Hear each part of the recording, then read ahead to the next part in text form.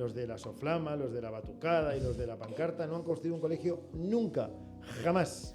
Han creado una España dividida, que además es muy grave, y es que preferimos que Koldo y sus amigas gobiernen, y Ábalos, a que gobierne el PP. El tema del valenciano en nuestra época funcionó, mi época de conseller funcionó muy bien, no había ningún problema. Todas las cosas que me pusieron en el camino las he defendido en sede judicial, no como por ejemplo los socios de Pedro Sánchez. Valencia, cuando yo tenía vuestra edad, no contaba nunca para nada. La Fórmula 1 reportó muchísimo dinero en renta regional a los valencianos, 400 millones de euros. La izquierda también hace ideología con el tema de la vivienda. Si nosotros liberalizásemos el suelo y hubiese más oferta, el coste obviamente bajaría. Hay un sistema que es infalible: crear trabajo.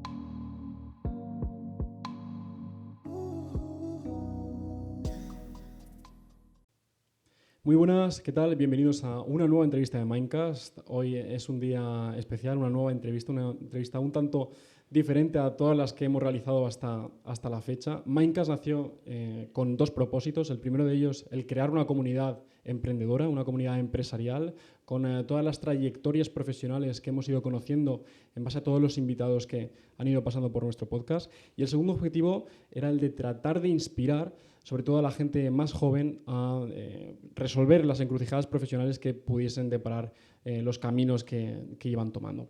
En el día de hoy tenemos una entrevista, como comentaba, muy especial. Tenemos el privilegio de poder contar con un político que tuvo una gran trayectoria, una trayectoria al alza, que allá por el 2011, en base a unos conflictos, porque fue imputado por unos casos de corrupción, tuvo que apartarse, decidió apartarse a un lado, también un poco para preservar la integridad del partido y, por supuesto, para defenderse a él mismo.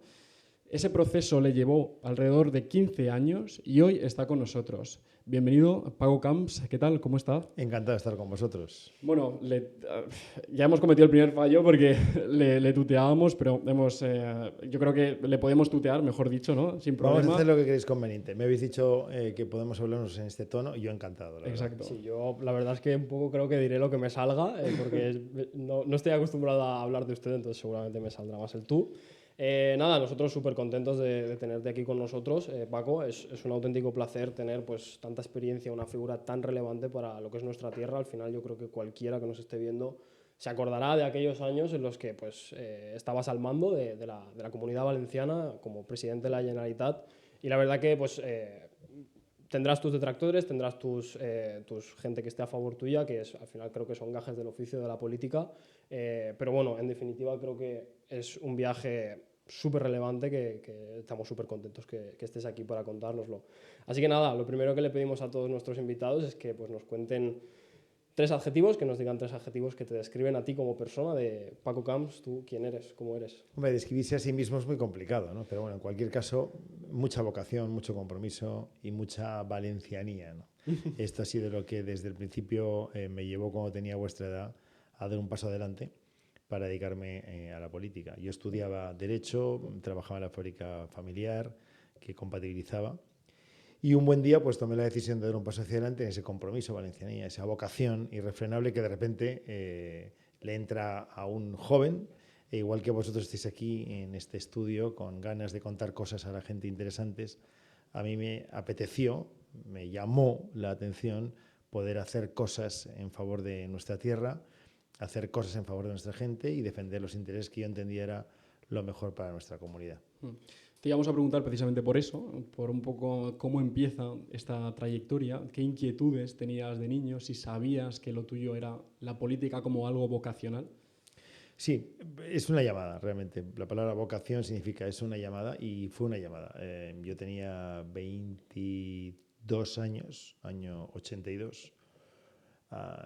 Iba a matricularme de tercero de Derecho, que correspondía ya en mi curso en la facultad, septiembre.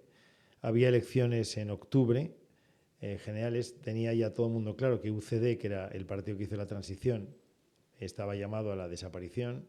El PSOE de Felipe González tenía todas las expectativas de ganar, y yo pensé que teníamos desde la juventud que volver a poner en marcha un proyecto que ilusionase desde el centro-derecha a la gente joven y, en definitiva, a todo el mundo, ¿no? Y ahí me puse a trabajar y, bueno, pues fui creciendo conforme el partido también fue creciendo y al final, pues, fui concejal, fui diputado, fui conseller, fui secretario de Estado y al final fui presidente de la Generalitat. Sí, yo creo que en ese aspecto nos vas a tener que poner bastante en contexto sobre esa época porque, vamos, yo recuerdo que yo era un niño cuando tú eras presidente de la Generalitat. Vamos, yo era súper pequeño cuando, pues, me acuerdo de la Fórmula 1, de todas estas cosas tan relevantes de aquella época. Entonces, creo que nos vas a tener que dar más pinceladas para entender realmente cómo fue toda esa trayectoria política. Sí, Porque la trayectoria política que era cuando no eras niño, o sea, no estabas todavía ni en el claro, no era ni pensamiento proyecto. de tus padres. Seguramente tus padres no estaban ni casados en aquella época. Ni se conocían. Ni se conocerían a lo mejor. En aquel proceso de vocación, pues bueno, pues igual que vosotros, gente joven, va dando pasos hacia adelante, con tranquilidad, con serenidad, pero con el ánimo que se tiene cuando se es joven, se es veinteañero. Disfrutaba de la vida y mucho. Me encantaba salir por las noches con mis amigos, hablar de un montón de cosas, pero la parte política me llamaba mucho. Yo viví mi adolescencia con la transición de la dictadura de Franco a la democracia de Juan Carlos, del rey Juan Carlos. En aquel proceso, pues viví los debates que se producían en el Parlamento, en el Congreso de los Diputados. Y bueno, pues iba conociendo aquello. En el colegio ya había un muy buen ambiente de debate político donde yo estudiaba. Y en el año 80, dentro de la facultad, todavía más ambiente político, todavía más debate político, todavía más ilusión por tener una idea, por contrastarla con otros. Pues organicé junto con otro grupo de gente una agrupación independiente de estudiantes. Había una agrupación muy de izquierdas, había una muy de derechas y creamos una agrupación en la Facultad de Derecho. Bueno, el caso es que, como veis, ya cuestiones asociativas, sí, etcétera, ¿no? Y al final, mi entrada en el partido y el proceso que luego seguí en las juventudes del partido. Luego, en el año 91 ganamos las elecciones municipales, luego en el 95 las autonómicas, en el 96 las generales, y yo iba creciendo. Sí. Y en el 2003, después de haber gobernado el Partido Popular desde el 95 hasta el 2003, en el 2003 fui candidato a la presidencia de la Generalitat, tenía 39 años. Tenía 39 años. Ahí nosotros nos acababan de quitar el pañal. Tenía 40 años y nada, y tuve la oportunidad de ser 3, 7 y 11 candidato y bueno, pues iba ganando. La gente creía en mi proyecto político, en el del Partido Popular, por supuesto, y en su candidato a la presidencia, que era yo. E hicimos muchas cosas. Fundamentalmente lo que es una perspectiva esencial en el trabajo político, la igualdad de oportunidades, la inversión en infraestructuras educativas y sanitarias, la mejora del funcionamiento del territorio, la vertebración del mismo, la cohesión social. Es decir, toda una base que tenía en el bienestar, la culminación después de generar prosperidad para que la gente tuviese empleo y el empleo generase expectativas y generase riqueza económica. De la riqueza económica, la posibilidad luego de poder repartirlo en bienestar. Y culminó, lo que estabais comentando antes, ya con los grandes proyectos que se dieron a conocer y que dieron a conocer a nuestra comunidad en toda España, en toda Europa y en todo el mundo. Es cierto que a mí me parece todavía bastante chocante porque yo te recuerdo en las cadenas de televisión viendo tus mítines en las plazas de toros, muy, muy ocasionales en aquella época, llenas, abarrotadas de gente con la banderita del Partido Popular.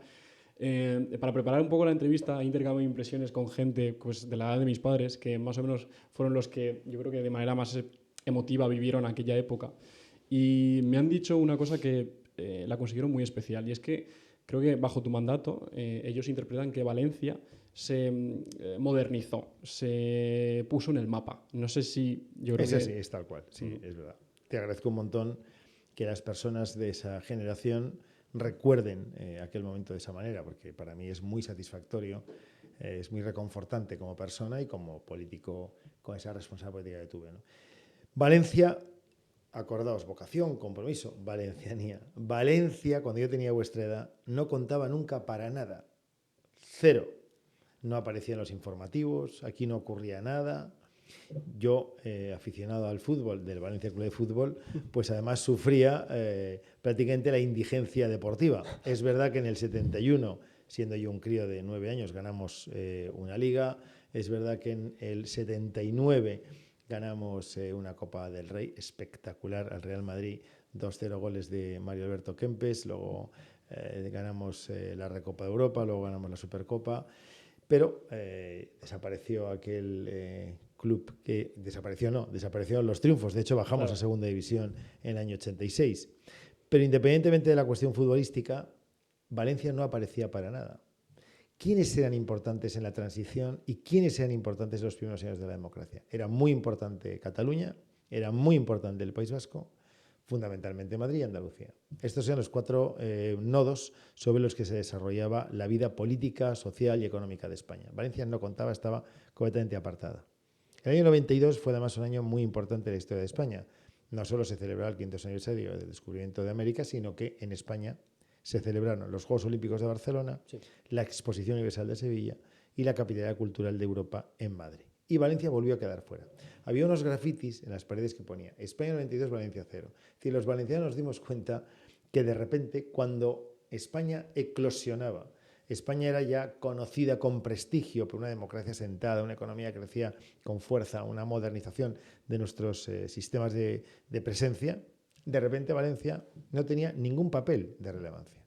Y eso, como valenciano, a mí me enervaba, me enfadaba, me generaba una lógica inquietud y también hizo que, en buena medida, mi política en cada uno de los ámbitos donde estuve fuese también para que nuestra ciudad y nuestra tierra tuviese el peso que siempre he pensado que tenía que tener. Desde luego, al final en este momento somos la tercera ciudad de España, tras Madrid y Barcelona, además con cierta diferencia y también a nivel histórico el desarrollo que han tenido estas ciudades viene de muchísimo antes. Entonces, al final, esa ventaja que hemos recortado frente a ellas ha sido en parte pues gracias a todo ese desarrollo que se dio Así durante es. toda administración.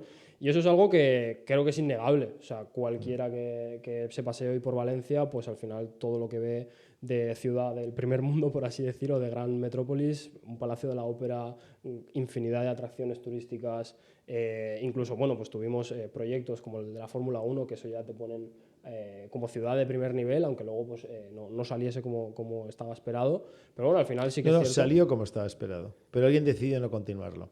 O sea, la tristeza, como valenciano, y ya no como presidente de la Generalitat de aquel momento. Tuvimos la America's Cup, tuvimos la Fórmula 1, tuvimos en el Ágora un torneo de tenis, era el torneo de tenis más importante de España en superficie dura, porque los otros 2 grandes son en tierra batida, en Barcelona el Conde de Godó y en Madrid el de la Caja Mágica, ¿no? El de ahora se llama Mutua, pero ese es un Master 1000. No, las carreras de motos, que también son de nuestra época, en Chiste, que han continuado, y muchas más cosas. La vuelta al mundo desde Alicante, la Bolsa en Reis, etc. Bueno, de Vera. Nosotros llegamos a tener todo aquello. Y alguien decidió que ya teníamos que pararlo, ¿no? Fíjate, ahora viene la Fórmula 1 a Madrid, por las calles de Madrid, o realmente por IFEMA, pero bueno, es por las calles de Madrid. En Barcelona se ha disputado la America's Cup.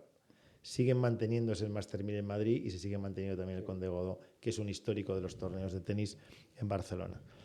Todo eso a mí también me duele, porque los proyectos que se consiguen de ámbito internacional, perderlos, luego prácticamente es imposible recuperarlos, porque ya no tienes la confianza, la fiabilidad de quien los trae. La Fórmula 1, los de la America's Cup, etcétera, ya no se fían de una sociedad que los tuvo y que de repente dejó que se perdiesen. Pero bueno, en cualquier caso, mi ilusión, mi apuesta, continuar trabajando para que Valencia vuelva a dar otra vez un nuevo salto hacia adelante, la ciudad y la comunidad autónoma. Un nuevo salto adelante que se necesita, porque en el mundo de la competencia entre ciudades, entre regiones, es muy importante estar en la pelea constante. Uno no se puede despistar, vosotros no os podéis despistar, estáis compitiendo con otros medios de comunicación, otros medios en vuestros propios canales de información. La competencia es buena, la competencia es sana, la competencia mejora, pero el que quiere competir tiene que hacerlo, y tiene que hacerlo con vocación, con ilusión, con interés y con vehemencia. Y a mí me gustó competir por Valencia y yo quiero volver a competir por Valencia. Políticamente, yo creo que como potenciales electores, que creo que podríamos representar a la gente que nos pueda ver, yo creo que lo que te pueden achacar es estar involucrado, que luego se ha demostrado que no es así, sino que has quedado absuelto de todo procedimiento judicial. Y por otro lado, yo creo que lo que llaman el fracaso de la Fórmula 1 por no haber reportado ingresos como a lo mejor los puede reportar el Gran Premio de Miami, Sí. que es un circuito de las mismas similitudes que Valencia, ha extendido el contrato hasta 2041 y está reportando beneficios. Entonces, con esos dos bastiones que puede criticarte, con los que puede utilizar la gente para criticarte, ¿qué le dirías a esa población? Al primero de ellos, como bien has dicho, todas las cosas que me pusieron en el camino las he defendido en sede judicial, no como por ejemplo los socios de Pedro Sánchez que se van, como Puigdemont, para no ser juzgados, o les amnistían, o como a los socialistas el Tribunal Constitucional les retira las condenas impuestas por los tribunales españoles. Pero en cualquier caso, fui absuelto y luego la Fórmula 1 reportó muchísimo dinero en renta regional a los valencianos, 400 millones de euros. Es una falacia. La desgracia es que esa falacia nunca la ha defendido con vehemencia para defender la veracidad de nadie. O sea, fijaos lo que os estoy contando, ¿eh? Sí, yo al final lo percibo, yo es algo que no tenía conciencia política, no tenía conciencia económica cuando ocurrió, y yo al final escucho quizá el relato que Hay se ha un relato construido. que es curiosísimo y Sí. paradójico. El circuito son 2 calles de Valencia, por lo tanto, que tienen que pagar los propietarios del desarrollo de una zona de la ciudad que se llama Pai del Grau. Es un plan de actuación urbanística que está convenido con el ayuntamiento, que tienen que devolverle a la Generalitat a través del ayuntamiento el dinero que se invirtió para hacer las 2 grandes avenidas, porque es la prolongación del Paseo de Alameda y la prolongación de la Avenida de Francia.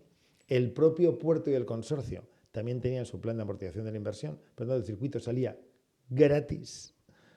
Gratis. De hecho, tiene el Ayuntamiento de Valencia la obligación de recuperar el dinero de la inversión realizada y adelantada por la Generalitat Valenciana, ya os digo, mediante convenio.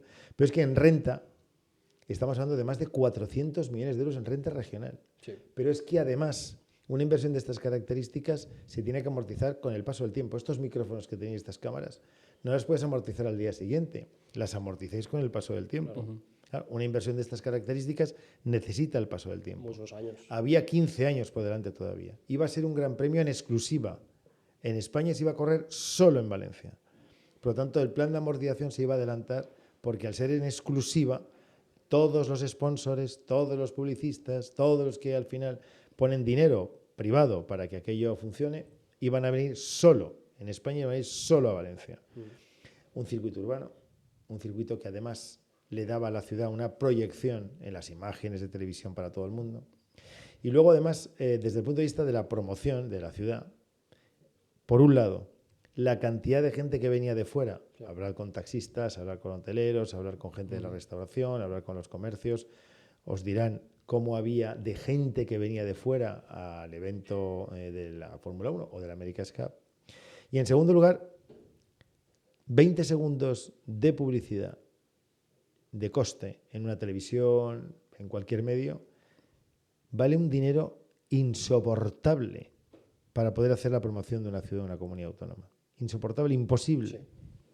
Y encima, estos 20 segundos, que se convertían en 2-3 minutos de información de la Fórmula 1 de Valencia, además de ser gratis, porque es información recurrente, es lo que está pasando, tiene una carga subliminal que no tiene un spot publicitario.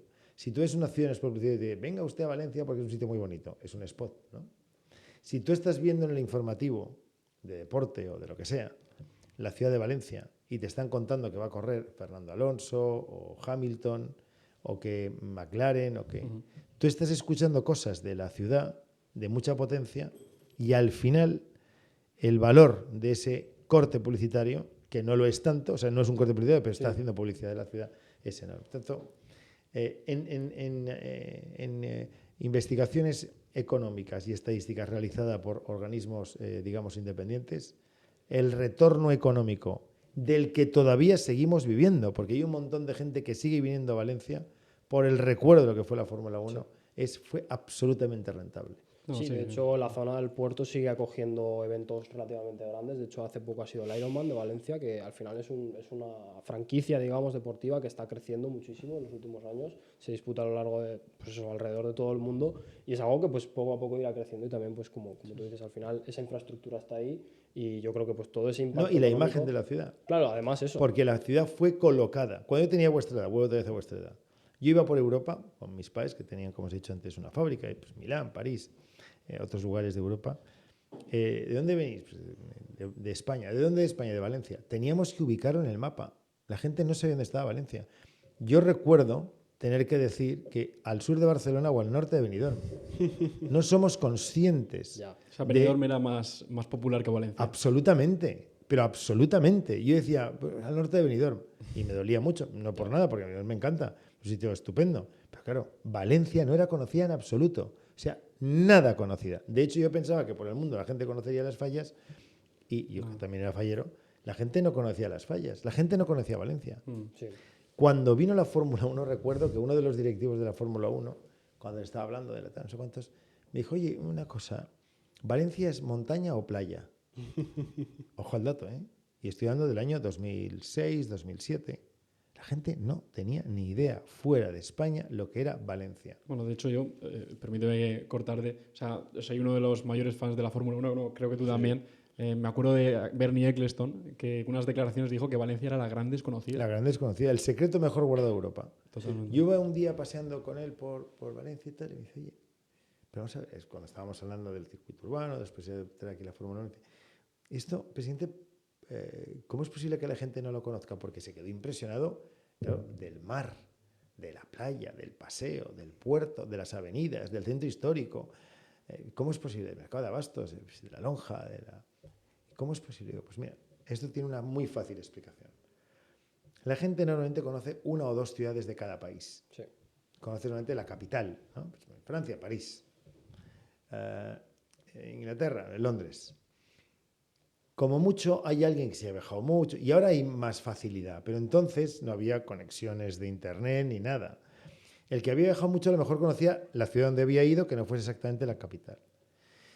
Y como muchísimo alguien que a lo mejor era muy entendido podía conocer hasta una tercera ciudad de un país, de cada uno de los países. Excepto Italia, porque Italia, claro, tiene ciudades como Roma, Nápoles, Que es la capital Verona, del turismo prácticamente. No, pero aparte Europa. que Verona, Génova, Sí. Venecia, claro, al final Florencia, la gente conoce. Pero excepto Italia, porque es una singularidad muy especial, el resto de la gente, del resto de los países, conoce una o dos ciudades. Aquí tenemos Madrid, la capital de España. Tenemos Barcelona, la gran ciudad del momento, los Juegos Olímpicos. Tenemos Sevilla, la gran ciudad de los pintores, escritores, compositores del siglo XIX. Y como mucho mejor tenemos Bilbao, porque es una ciudad que ha estado siempre muy ligada con Inglaterra. Claro, para que entrase Valencia en liza era prácticamente imposible. Y es lo que le expliqué a Bernie Ecclestone. Con la Fórmula 1, con la America's Cup, con todo lo que aquí se hizo, Valencia de repente se colocó en el top de las ciudades más conocidas de toda Europa. Y yo creo que tampoco no solo por eso. Quiero decir, creo que en aquella época, o por lo menos al fin de tu mandato, no sé si, corrígeme si me equivoco, también se empezaba a poner la primera piedra del nicho emprendedor que hay ahora. Me parece muy notable remarcarlo, ¿no? Creo que aquí se constituye, pues, no sé, hay un montón de eventos, sin ir más lejos, el evento que se hace en la Ciudad de las Artes y las Ciencias. Digital Summit. Bueno, que aquello era el Campus Party. Es verdad, el Campus Party. Claro. O sea, eso viene como consecuencia de aquel Campus Party que hizo una inversión la Generalitat Valenciana muy importante para que viniesen jóvenes de todo el mundo a tener señal gratuita de internet y empezaron a desarrollar, estaban 24 horas todos ahí metidos en tiendas de campaña. Claro, eso, o sea, de cosas que están pasando ahora, venimos de lo que tú estabas comentando, piedras que fuimos poniendo para edificar el gran proyecto que para nosotros era la Comunidad Valenciana hacia el futuro. Yo creo que Valencia, por un poco cerrar ya este tema, que al final la gente de Madrid se va a morir de envidia de la calidad de vida que tenemos. Creo que Valencia, sinceramente, por un momento llegué a imaginar que podía superar a Madrid. O sea, por el nicho emprendedor, por el ecosistema empresarial, porque teníamos la playa, porque teníamos un montón de inversiones que no tenía la mayoría de ciudades. Con Esperanza Aguirre, que era la presidenta de la Comunidad de Madrid, de mi partido por aquel entonces, creamos un modelo que llamamos Madrid-Valencia Destino Compartido. La idea era el tren de alta velocidad, que todavía no estaba inaugurado, claro, porque es que no había tren de alta velocidad. No había autovía en el año 96, cuando yo fui candidato número 1 a las elecciones generales en Madrid. No había autovía con Madrid. No había tren de alta velocidad cuando yo fui presidente de la Generalitat y yo me fui ya con el tren de alta velocidad en marcha. Pero en el caso queríamos una especie de destino compartido. El puerto de Valencia, durante aquellos años, con la ampliación que se hizo en la parte sur del puerto, empezó a crecer y se convirtió en lo que fue el principal puerto del Mediterráneo. Teníamos el puerto. teníamos lo que tú dices, unas expectativas de calidad de vida extraordinarias, proyectos industriales, la comunicación con Madrid. Madrid tiene el aeropuerto más importante del sur de Europa de comunicación con Iberoamérica, es el hub Europa-Iberoamérica más importante.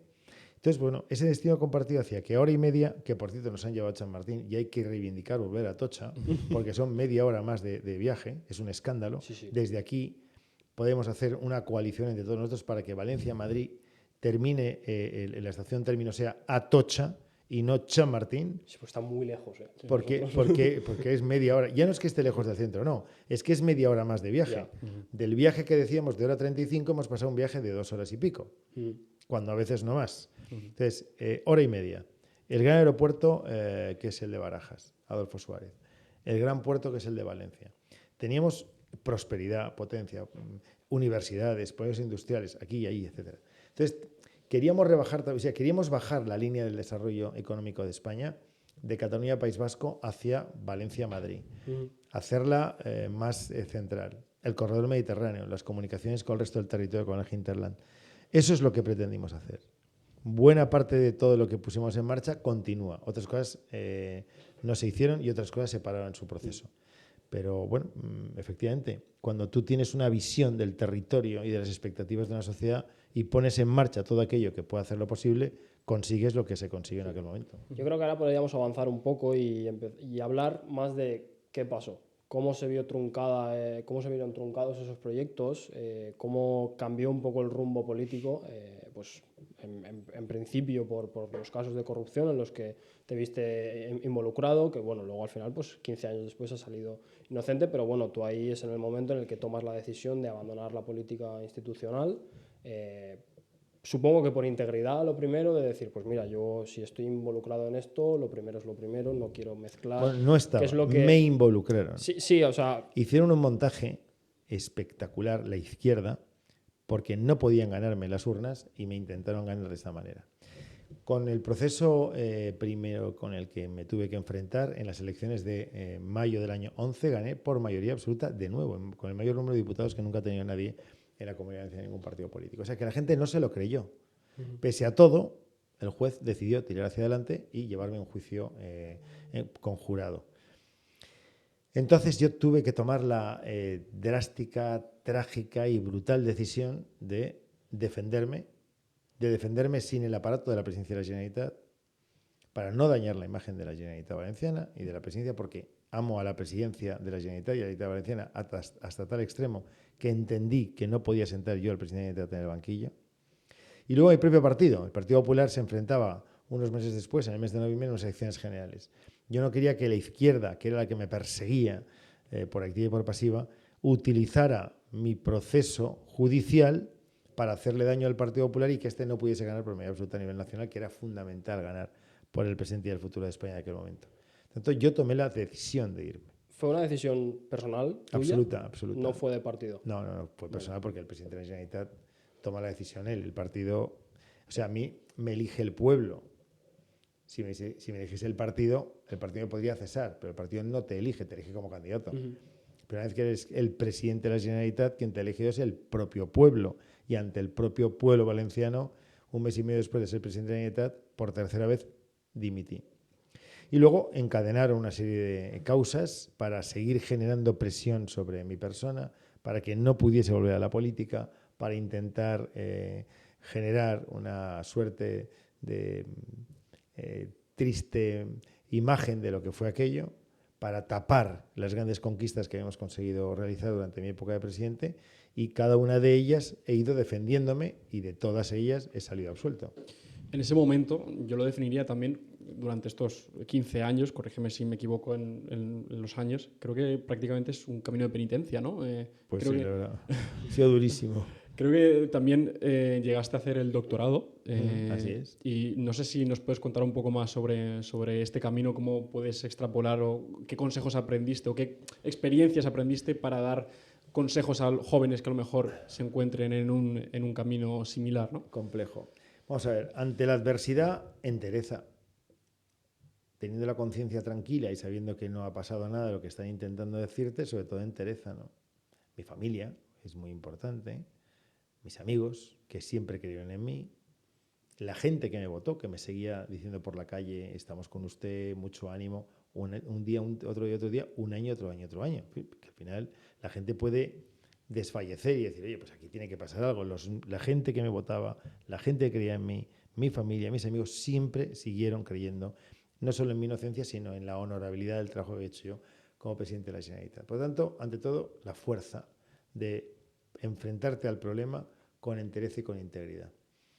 En mi caso, además, la fe. Pues, un hombre creyente y bueno, pues para mí ha sido también muy importante tener fe.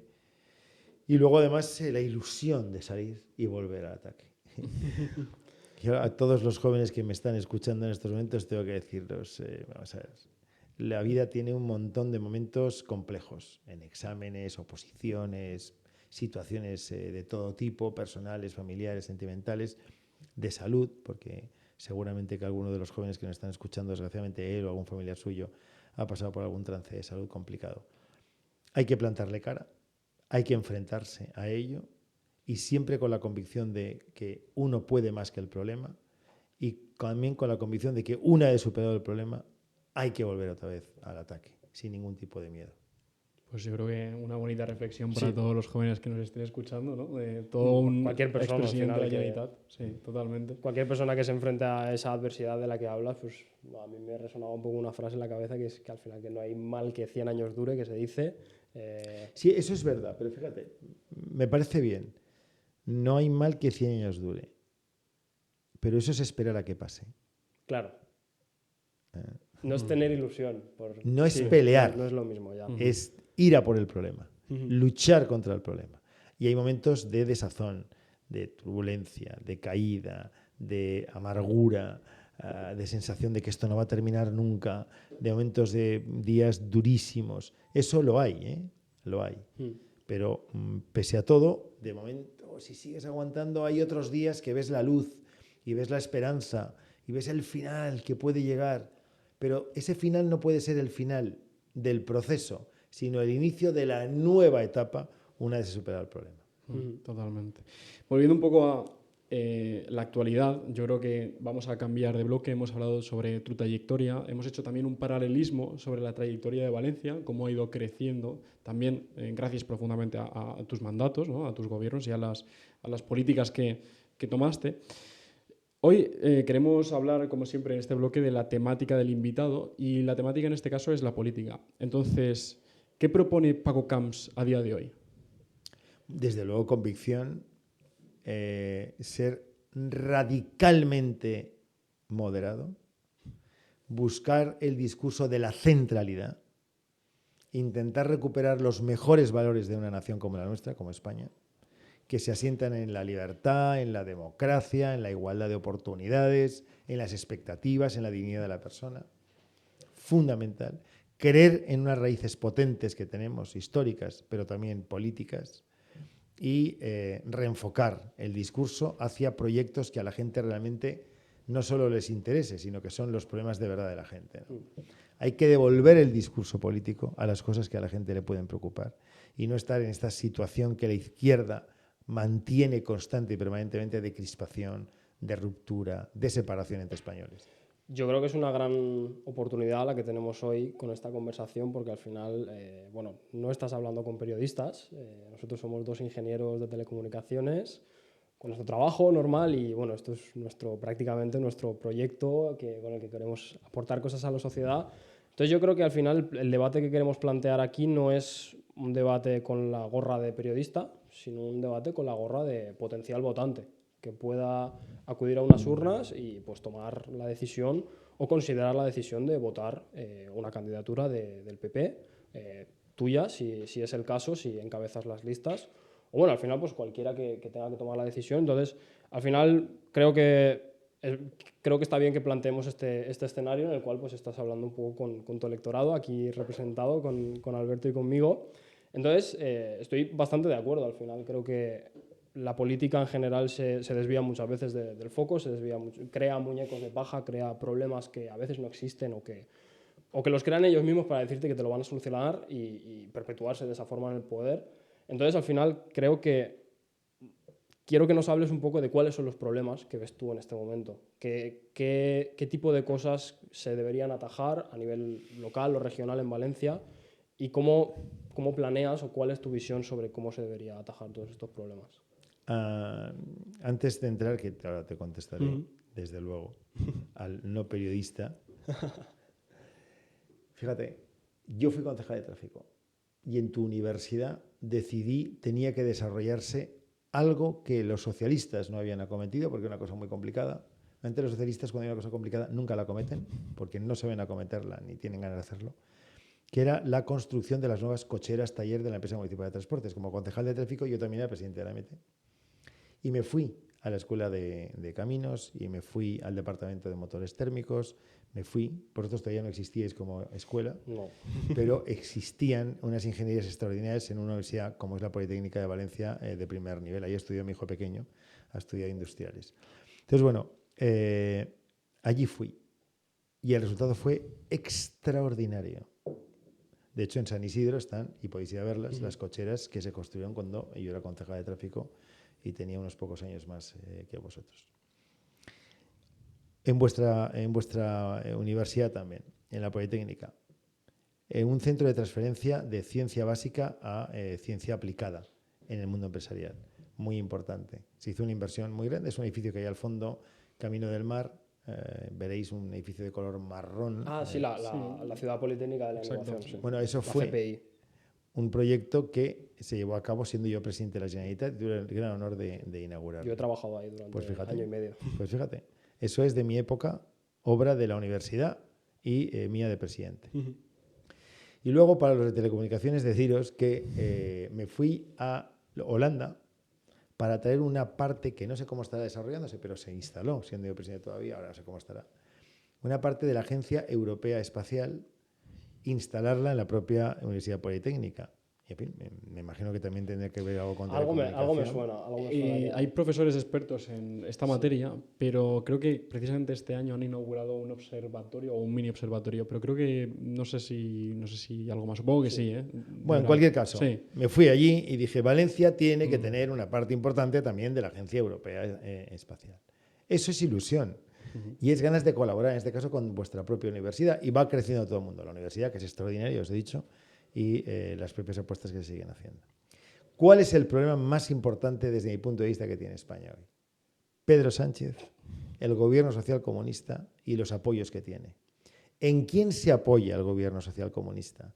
Se apoya en Bildu, que son herederos directos de aquellos que jaleaban en la calle a los asesinos de ETA, que no sabréis muy bien qué era aquello, pero hay 1000 asesinados en democracia por la banda terrorista ETA, y ahí está Bildu.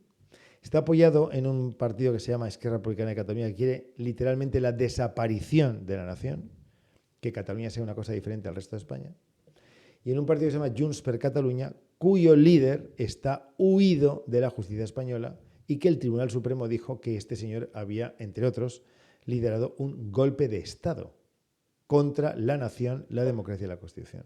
Fijaos si no es un problema que tengamos un presidente que está preso de quienes o odian la democracia, por ejemplo los comunistas, de Podemos, ellos no quieren la democracia y la libertad, o los que odian España, como son Bildu, Esquerra Republicana de Cataluña o Junts per Catalunya.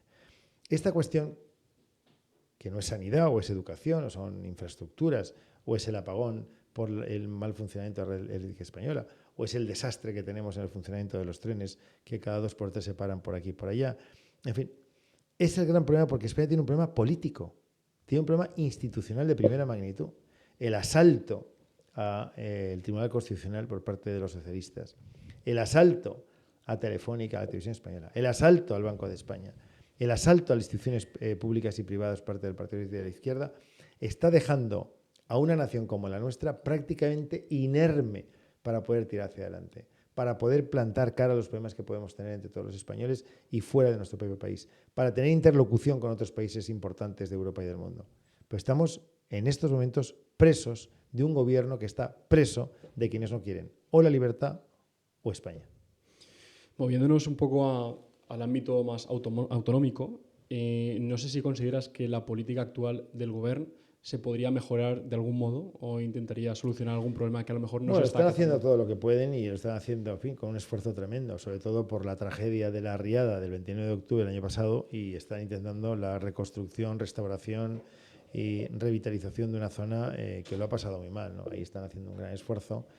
Tienen obviamente todo mi cariño, mi apoyo y mi reconocimiento, y espero que salga esto lo mejor posible, no por bien del gobierno de la Generalitat, que también, sino fundamentalmente por nuestros conciudadanos del área afectada por la riada. Aprovecho para preguntarte una cosa que creo que como potenciales electores nos llama mucho la atención, y es la falta de conocimiento técnico que hay no solo en el gobierno autonómico, también en el gobierno nacional, ¿no? Cuando pasan unas catástrofes como estas, no se tiene conocimiento suficiente, por ejemplo, de que el barranco del Pollo se tenía que haber regulado porque igual se necesitaba que hubiese un ingeniero civil en el gobierno o en el gobierno, no lo sé. Entonces, ¿hasta qué punto podemos solventar ese problema? Vamos a ver, la política y los políticos, la técnica y los técnicos. Los políticos, cuando ponen cosas en marcha, tienen la obligación de saber qué es lo que tienen que poner en marcha como proyecto político, pero luego son los técnicos los que lo llevan a cabo. Yo, por ejemplo, quiero hacer una carretera, tienen que venir los ingenieros de caminos para poderlo hacer. Yo quiero hacer un hospital y tiene que venir el que sabe diseñar un hospital. La FE, por ejemplo, que es de mi época de presidente, no la diseñé yo, obviamente, pero dije, tenemos que hacer un hospital, el más importante de Europa en aquel momento, y se hizo. Pero ¿quiénes son? Los técnicos los que lo llevan adelante, ¿no? Hay que expropiar el terreno, hay que hacer los planos para la detalle, y luego hay que hacer las especialidades, el funcionamiento del propio hospital, la teoría de colas, etcétera, y el funcionamiento interno. Respecto de la cuestión que me has apuntado, el Plan Hidrológico Nacional, que suena al Pleistoceno, era un proyecto de la época de Aznar, que también nos suena muy pasado, pero que permitía la solución a los problemas de agua en España, la solidaridad entre territorios, donde sobra agua a las zonas donde falta agua. Dentro de ese Plan Hidrológico Nacional había unos planes llamados planes de cuenca. Cada cuenca hidrográfica tenía también su plan dentro del proyecto. En el plan de cuenca de la cuenca hidrográfica del Júcar estaba el encauzamiento y mejora de los barrancos de la cuenca hidrográfica del Júcar. De hecho, yo llegué a inaugurar un tramo del Barranco del Pollo a la altura de Catarroja con la que entonces era ministra de Medio Ambiente del Partido Popular. Bueno, pues todo eso por ideología, por sectarismo, por conveniencia. Zapatero, presidente socialista del año 2004, el 3 de julio del año 2004, se lo cargó, se cargó el Plan Hidrológico Nacional. Nosotros, siendo yo presidente de la Generalitat, continuamos expropiando los terrenos para el trasvase y también para todo lo que tenía que ser encauzamientos, etcétera, pese a que el plan ya se había derogado. Pero creía oportuno que nosotros teníamos que continuar el esfuerzo por si venía luego un gobierno como Dios manda, con ganas de hacer las cosas conforme corresponde, y tenía ya los terrenos para poder aplicar este tipo de encauzamientos, etcétera. Y de hecho, todo el encauzamiento del Barranco del Pollo se expropió en mi época de presidente. En el año 9 estaba todo expropiado. Pero el Plan Hidrológico ya no se puso nunca en marcha. Fijaos si es importante que no haya sectarismo, ideología y doctrina cuando se trata de cuestiones muy importantes. En materia de inmigración, en materia de agua, en materia de energía, no puede haber ideología. En materia de medio ambiente, no puede haber ideología. No puede ser. Tiene que haber proyecto político de Estado en donde todos nos ponemos de acuerdo porque a todos conviene que salga bien. La política está para otras cosas, pero la nación tiene que tener claro que independientemente de quién gobierne, un partido u otro, hay cosas que forman parte de cuestiones que superan a los partidos políticos, que superan las legislaturas y que superan las generaciones. Pero la izquierda de Zapatero, no la de González, pero sí la de Zapatero, decidió cargarse cualquier tipo de proyecto de nación y poner en marcha pura doctrina. Y por eso cagó el Plan Hidrológico Nacional, lo derogó.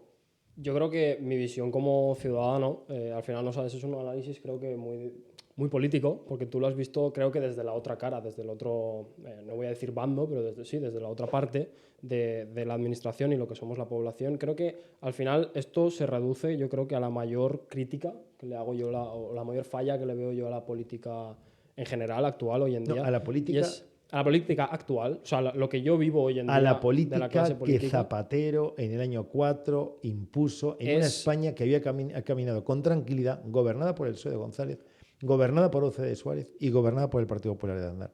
Ahí hay una ruptura brutal cuando el PSOE decide que ya no hay más acuerdo con el Partido Popular y que va a acordarlo todo con los partidos nacionalistas o comunistas. ¿Por qué?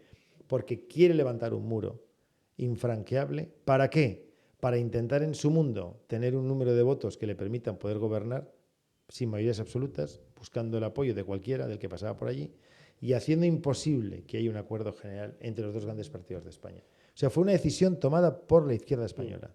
Sí, como yo estaba diciendo, al final es que muchas veces esas decisiones se toman con fines 99 o 100% electoralistas. Al final creo que los incentivos que se generan dentro de la política es ganar las elecciones. Al final es lo que os perpetúa en el poder, es lo que os sigue, lo que os hace poder seguir ejecutando esos proyectos de los que hablas, y muchas veces la gente o la población no percibe ciertos proyectos o ciertas cosas como un motivo para votar a cierto partido. Entonces, por ello, digo que al final muchas veces yo por lo menos tengo la sensación de que los políticos hoy en día no intentan solucionar problemas que vayan a tardar más de 4 años en solucionar.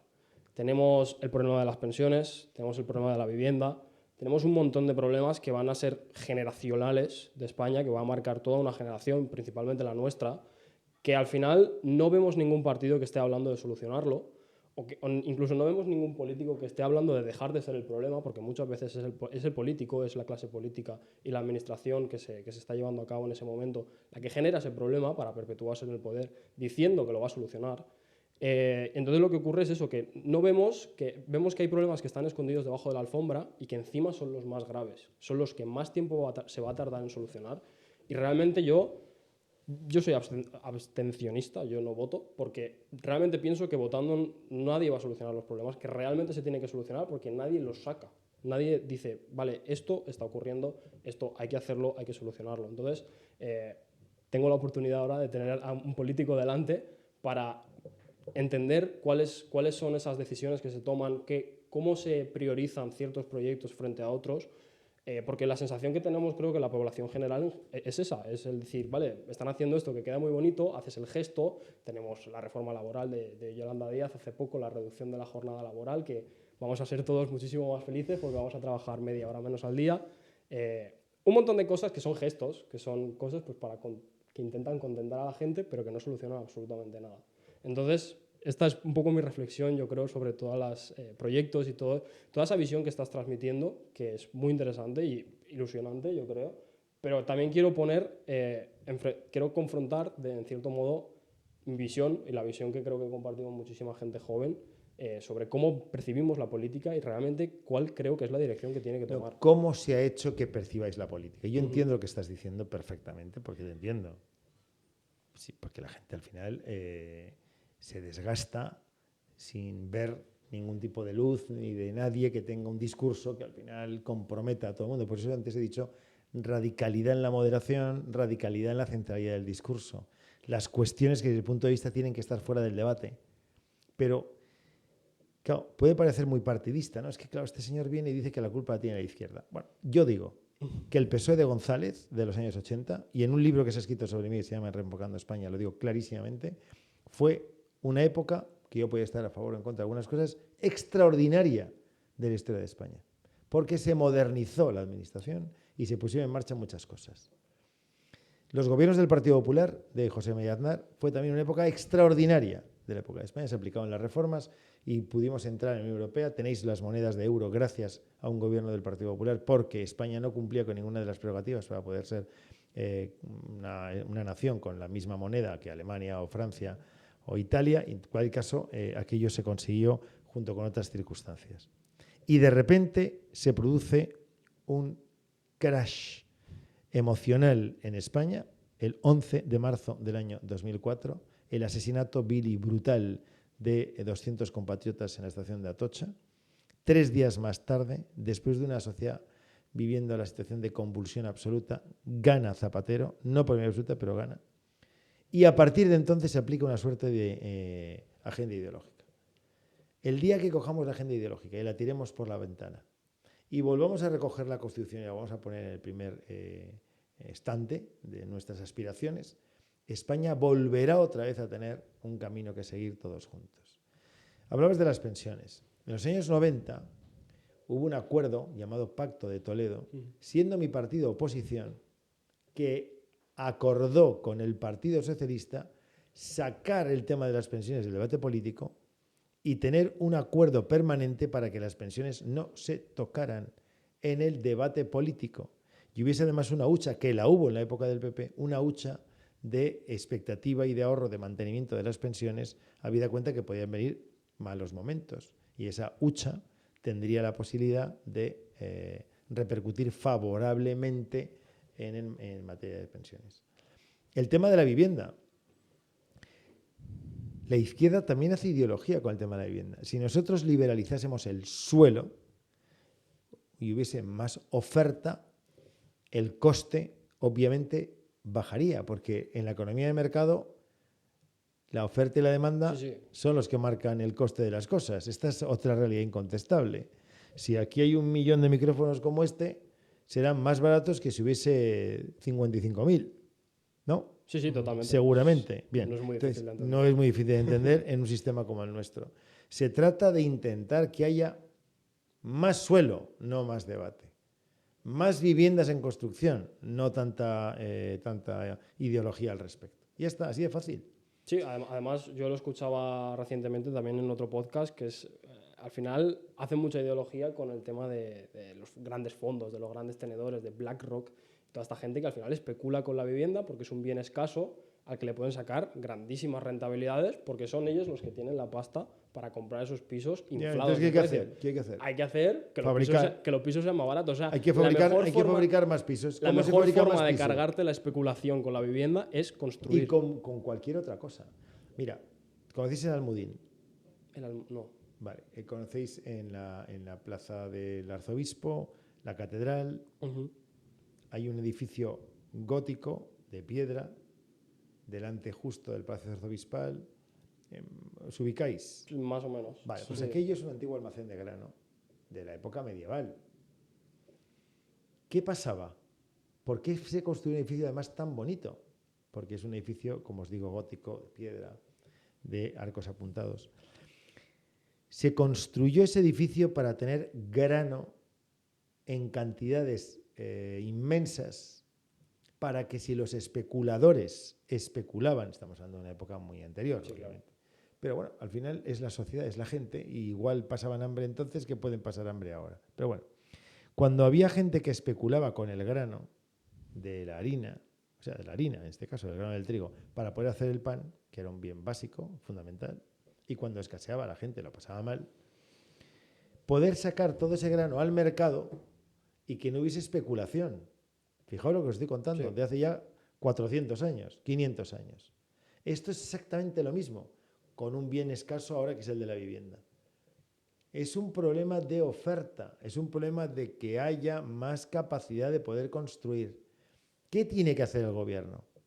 El gobierno tiene que coger a las comunidades autónomas que tienen competencia en política de vivienda, a los ayuntamientos que tienen competencia en política de vivienda, por eso los propietarios del suelo, y decirles, vamos a ver, se trata de sacar suelo, se trata de mejorar la legislación y la reglamentación para la construcción de las viviendas, se trata de preparar oficios, porque hace falta mano de obra, que permitan la construcción de los pisos al mejor precio posible, porque si hay poca mano de obra, también el coste de mano de obra también se aumenta, que es lo que está pasando en estos momentos.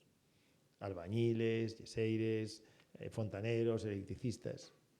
Se trata de abrir líneas de crédito tipo hipotecario para los jóvenes y que estas líneas sean de crédito a muy largo plazo y a muy bajo precio. Bueno, con eso podremos poner de nuevo en marcha el mercado de la vivienda, rebajando el coste del metro cuadrado de la misma y haciendo posible que los jóvenes puedan acceder a la vivienda. Que al final no es inventar la rueda, es no, lo que se ha hecho siempre. Fíjate lo que os he dicho, el ejemplo del grano. Sí, total. Se especulaba, y claro, para un gobierno, para el gobierno del momento, tanto del ayuntamiento, de la ciudad o de la foralidad, encontrarse con la población hambrienta porque el precio del grano era muy elevado y no podían hacer harina para poder hacer pan, significaba grandes convulsiones sociales, lógicamente. Una forma de atacar al especulador del grano era tener en almacén una gran cantidad de grano esperando que un problema de estos pudiese surgir y rápidamente sacarlo al mercado para bajar los precios. Se trataría de tener una especie de reserva federal, Sí, prácticamente, ¿no? Haciendo una analogía, ¿no? Sí, en este caso se trataría de sacar se trataría de decir, vamos a ver, yo lidero la nación, pero es que nadie la lidera hoy. España es el país más grande del mundo con un no gobierno desde hace muchos años. Pero bueno, se trata de liderar la nación. Llamas a los presidentes de comunidades autónomas, llamas a los alcaldes de las grandes ciudades y dices, vamos a ver, aquí hay un plan. Y el plan significa usted liberalice suelo. El plan significa usted mejore las reglamentaciones y la normativa para poder construir casas. El plan significa vamos a preparar a jóvenes o a gente que venga de fuera, inmigrantes, para que puedan actuar como oficios en la construcción de las viviendas. Y vamos también a crear líneas de crédito hipotecario para que los jóvenes, como he dicho antes, a un largo plazo y a un bajo precio, puedan adquirir préstamos que les permitan comprar la casa. Se pone en marcha, además, la vivienda pone en marcha muchas cosas, porque la vivienda hay que ponerle que... Sí, hay que construirla, hay que hacer obra pública Material asociada, o sea, ciertas infraestructuras, materiales, ¿qué más? Personal. actividad económica asociada. Entras en una casa y ¿qué ves? De todo. ¿Qué de todo. ves? Pues que está pintada, que tiene, Por ejemplo, que muy bien, tiene ¿qué sus más? muebles. Pilares, estructuras, acero, no sé. Sí, ¿no? Y que tiene sus Cocinas. electrodomésticos. Sí, es una actividad económica. Los baños, las lámparas de Madera, iluminación, la madera... Sí, sí. No, y que si se De construyen repente viviendas, generas- al lado se construyen colegios, al lado se construyen supermercados. Fíjate qué fácil. Haces habitables zonas. Generas un motor de generación de riqueza y de economía bestial. Encima, el que trabaja en la construcción tiene un sueldo, por lo tanto no vive de un subsidio.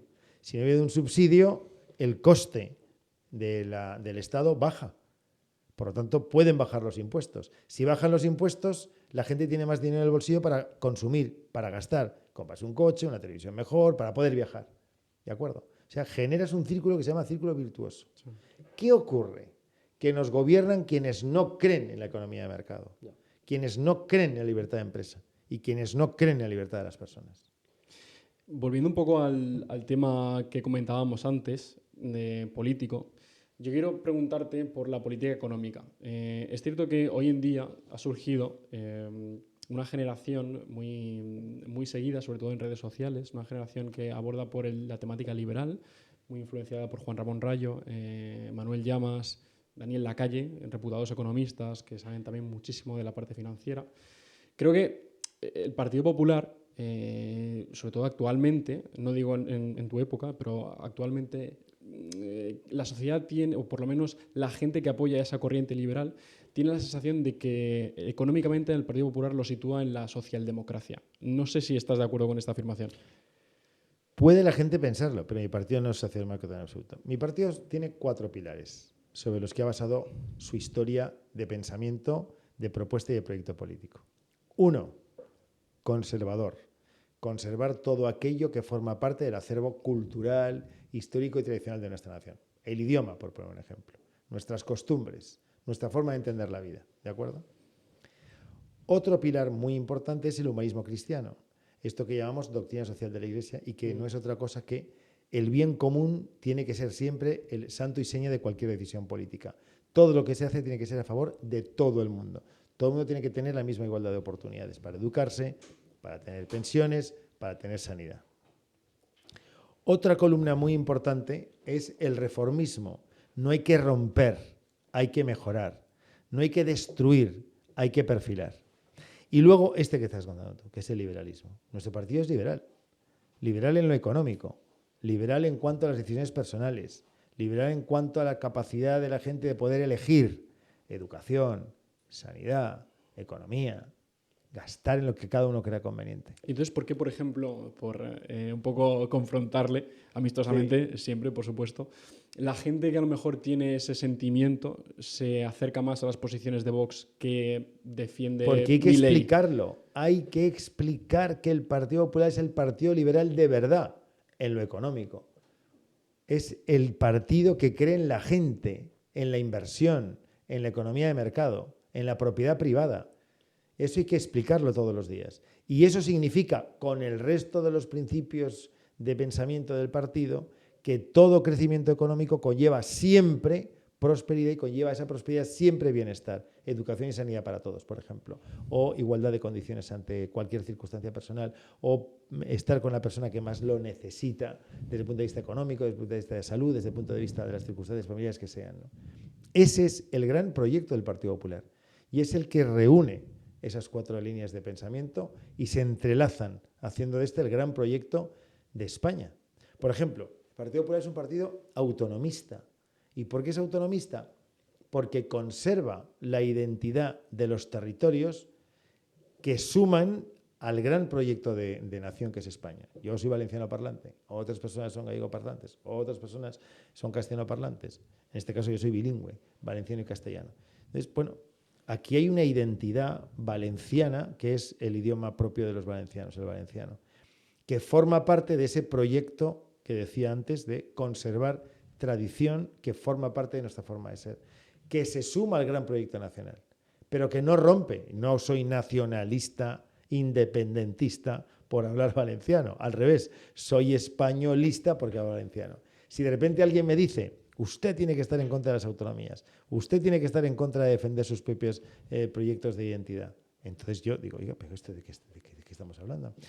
Todo ese proyecto político que es el Partido Popular, lo que hay que hacer es explicarlo. Y desde luego, explicároslo a vosotros de esta manera, que me encanta hacerlo, y explicarlo todos los días.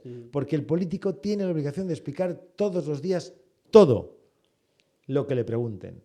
Porque no puede ser que la gente no cuente las cosas y que al final termines con una soflama en TikTok o en Instagram y te vas a dormir la siesta porque has hecho el día. No, hay que salir a la calle, hay que hablar con la gente, hay que hablar con los jóvenes, hablar con los mayores y que la gente con educación te pregunte y el político con educación conteste. Yo, desde mi más humilde opinión y visión, creo que las cabezas visibles del Partido Popular recientemente no están haciendo lo propio, o esa es mi percepción por lo menos. A lo mejor es una percepción, yo espero y creo que que es sí, la tónica general de la percepción de muchos que nos consideramos liberales en lo económico, que no terminamos de encajar los postulados, las acciones y las políticas a nivel regional del PP y también pues, los postulados a nivel de oposición que hace el PP a nivel nacional. Entonces, simplemente era por aclarar también que me encanta que digas esto, me parece súper alentador que digas que sí, que sois un partido liberal en lo económico. No somos un partido liberal. Somos el Partido Liberal. El Partido Liberal. Es que no hay otro partido liberal en España. Pero quizá... Porque nosotros, además, fuimos concentrando, cuando yo era joven, en los años 80, fuimos atrayendo a cada una de las grandes corrientes de pensamiento español. Y, por ejemplo, el Partido Liberal se fue poco a poco encauzando hacia el Partido Popular y entró en el Partido Popular. Yo recuerdo el día que los liberales españoles se sumaron al Partido Popular e hicieron desaparecer sus siglas y se introdujeron en el propio proyecto del Partido Popular.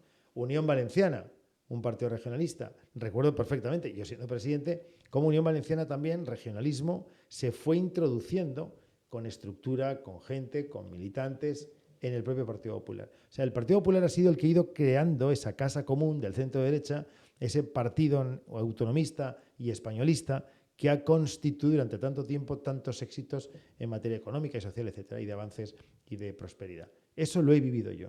Por eso te digo, ¿cuál es el Partido Humanista Cristiano? El Partido Popular. ¿Cuál es el Partido Liberal? El Partido Popular. ¿Cuál es el partido que conserva las tradiciones mejores de nuestro país para tirar hacia adelante? Porque es fundamental tener buenas raíces. El Partido Popular.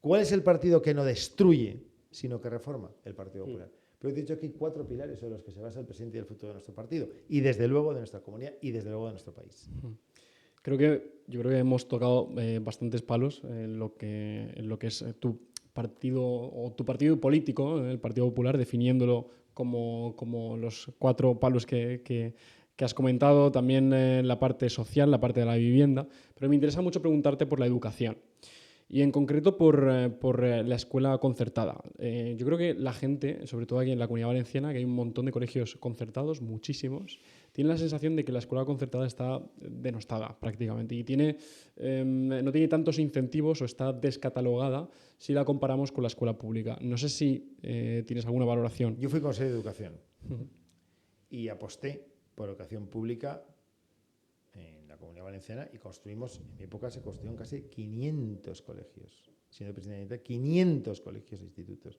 Nunca nadie ha construido tantos colegios e institutos en la historia de la Comunidad Valenciana. 500 colegios públicos, ¿de acuerdo? Estos que dicen educación pública, de calidad, nada. Los de la soflama, los de la batucada y los de la pancarta no han construido un colegio nunca, jamás. Entonces, ¿por qué no saben construir colegios? Pero en cualquier caso, yo hablo desde la autoridad de quien construyó durante su época de presidente tantos colegios e institutos. Y os digo, la escuela concertada tiene una doble vertiente fundamental. La primera, seguramente la más importante. La Constitución española dice que todo español todo padre de familia tiene derecho a elegir la educación de sus hijos. La concertada es una forma de poder elegir, o pública o concertada, o una línea, digamos, sin un ideario determinado, o una concertada que puede tener un ideario determinado, bien sea religioso o bien sea, pues, por ejemplo, una línea ¿Laica? Una línea laica, que Pero los eso hay. sería la pública realmente. Bueno, pero bueno, sí, es que también existe este hay modelo. muy pocos colegios, Sí, pero sí. un colegio concertado puede ser laico, puede ser de enseñanza en inglés, en fin, puede ser concertado, es cuestión de irte a la administración y bajo los parámetros de lo que tiene que ser la concertación. Por lo tanto, libertad de educación se permite cuando también cualquier valenciano puede llevar a su hijo a un colegio público o a uno que no lo sea. Si no, no hay libertad de elección de educación. ¿Estamos de acuerdo? Y solo puede ser esta concertada. Porque si es privado, ya no es libertad de elección. Si tienes dinero, pues te vas a un colegio privado y si no tienes dinero, no puedes irte a un colegio privado. Entonces, es fundamental. Sobre la base de la educación pública, desde luego. Pero ya os digo que la autoridad la tenemos nosotros, que hicimos tantísimos colegios e institutos. Y luego tiene otra cosa también muy importante. El colegio concertado permite también el mantenimiento del colegio público. Porque el colegio concertado, las plazas, tiene un coste menor que el colegio público. Y hoy por hoy, tanto la sanidad como la educación son el 85-90% del coste de los presupuestos de la Comunidad Autónoma Valenciana, y todo lo que aminore el coste de la sanidad o de la educación permite que la oferta pública stricto sensu, la oferta pública 100%, pueda subsistir. Claro. Entonces, Sí, yo creo que sí, o sea, sí, podemos continuar luego con el tema, pero es que se nos ha quedado antes un tema del tintero que me gustaría rescatar en materia económica y fiscal. Hemos pasado por alto un tema que es, yo creo que quizá lo que más dificulta la prosperidad económica o esa transición liberal de la que hablas, que al final es el proyecto del Partido Popular y que realmente es el Partido Liberal y que quieren convertir a España en un país más libre en lo económico con una política de libre mercado. Y es el tema de las pensiones. Las pensiones es un sistema de reparto, para el que no lo sepa, es un sistema en el cual los contribuyentes del día de hoy contribuyen a pagar las pensiones de los pensionistas del día de hoy también. De esa forma, las personas cotizan y adquieren ese derecho a recibir su pensión pagada por los contribuyentes del momento en el que esa persona sea pensionista. ¿Qué ocurre? Esto funcionaba cuando la pirámide de población estaba invertida, cuando era una pirámide de población triangular, no estructurada. Claro, no invertida. Ahora es cuando está invertida y lo que ocurre es que la ratio de pensionistas frente a contribuyentes es peor, con lo cual hace que se tenga que ejercer más presión fiscal para pagar esas pensiones. Actualmente las pensiones se financian con deuda, parte de las pensiones se pagan con deuda y es la mayor partida presupuestaria que existe en el Estado español. O sea, es el gasto número uno, son las pensiones de los pensionistas que pues, han cotizado y que reciben esa pensión. Pensión que además es revalorizada con respecto al IPC cuando existe inflación. Las pensiones suben también para compensar esa inflación y esa pérdida de poder adquisitivo del dinero. Y es algo que nosotros, como contribuyentes y como asalariados o empresarios, no vemos repercutido en nuestros ingresos y además ejerce mayor presión fiscal sobre nosotros porque al final haces que el gasto sea mayor. Entonces, antes defendías también el Pacto de Toledo, en el cual, pues, como tú dices, hay cosas que tienen que salir del debate, tiene que establecerse un plan a largo plazo, consensuado por todos los líderes políticos, todos los partidos, y tiene que dejarse ahí porque es un plan que va a tardar muchos años en ejecutarse y no se puede tocar. Yo percibo y yo creo que el Pacto de Toledo es algo que se debería revisar, es algo que creo que debería volver al debate político porque realmente hace falta una reforma del sistema de pensiones actual en el cual transicionemos a un sistema de capitalización en el cual las personas se nos vaya guardando el dinero en esa famosa hucha. La mochila austríaca, ¿no? Que Sí. también defendían a Hay muchos países que ya lo han hecho, liberales. países europeos, países incluso en Latinoamérica. En Chile creo que se revirtió la situación y se pasó a un plan de capitalización en el cual, pues, al final los jóvenes tenemos una pensión asegurada y un cierto poder adquisitivo cuando nosotros finalicemos nuestra época laboral, cierto poder adquisitivo garantizado gracias a aquello que se nos ha ido extrayendo mediante carga fiscal. Entonces, de nuevo, y ya acabo mi intervención, de nuevo, creo que es algo que está fuera del debate político por lo mismo que comentábamos. No interesa o es muy arriesgado, porque las medidas que hay que tomar son impopulares. Las medidas que hay que tomar para ello es hacer a la población hacer sacrificios. Y hay que darle malas noticias a la población y eso, el político que le toque hacerlo, corre el riesgo de ser impopular y perder unas elecciones a futuro, porque no es un problema que vaya a solucionar en 4 años y va a hacer falta sacrificios. Entonces, quiero saber tu visión sobre esto, también porque has estado fuera de la vida política, en el sentido de que has estado durante 15 años, lo has visto desde fuera, has visto cuáles han sido los postulados, que creo además que desde la izquierda es muchísimo más agresivo y muchísimo más proteccionista con este tema. Las pensiones no se tocan, las pensiones son un derecho, las pensiones... Y vamos, es que no hay ni debate. Entonces quiero ver cuál es la alternativa a esta posición tan defensiva a la hora de hablar de una reforma de las pensiones y de asegurar esa sostenibilidad del sistema. Vuelvo a repetir, el debate. Tiene que estar fuera del debate político. Y la izquierda hay cosas que no quiere sacar del debate político porque saca rédito de este tipo de debates.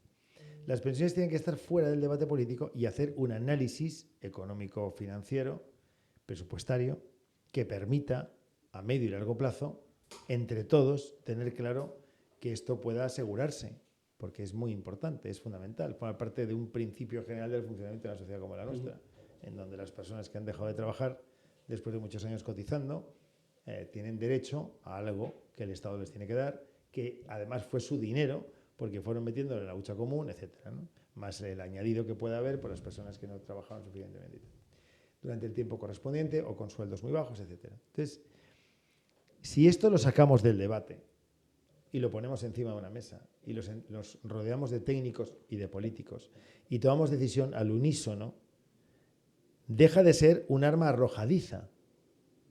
Si deja de ser un arma arrojadiza, hay sectores políticos que dejan de tener un instrumento con el que atacar al adversario y sacar rédito electoral. Esta es la cuestión. Por eso os decía que hay temas que tienen que salir del debate político.